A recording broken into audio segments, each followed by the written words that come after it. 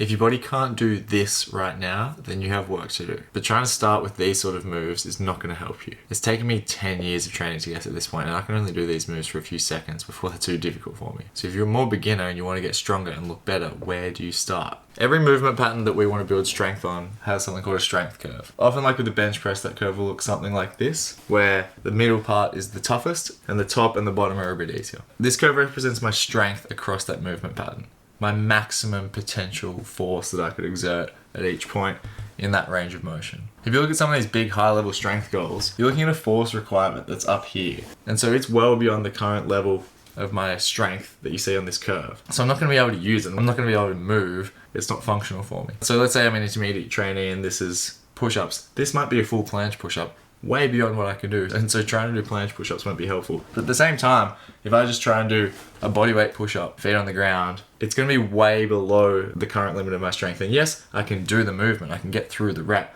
but it's going to be so far from my maximum strength capacity that it's not going to stimulate my body to change at all. And so while using movements that are too difficult for your strength level are impossible and therefore useless, doing any movement that's then well below your strength limit, your point of failure, is also equally useless. And so there's two steps we want to accomplish if you want to be able to train at your current strength threshold and therefore increase it over time and get up to the point where you can do these high level movements. The first thing we need to do is scale down so that we find a baseline level of 0.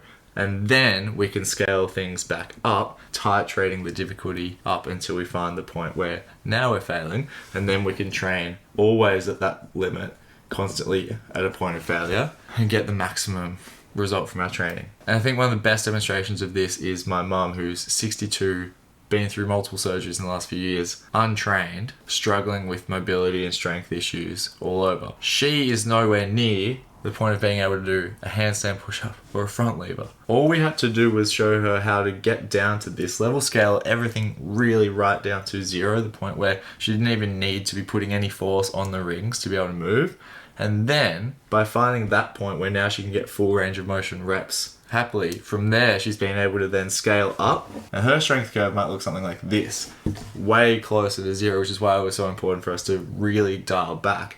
But she is then able to apply this exact same principle, scale the movements that she does up to the point where she finds her point of failure, which again is well below anything that would be useful for me to train at, and well below the end goal strength goals we talk about. But because it's at her limit, the limit of her strength for her body now, she's been able to train there consistently, and over time quite quickly increase this threshold to the point where now she's feeling all the effects of getting stronger, building more lean muscle tissue, got way more mobility,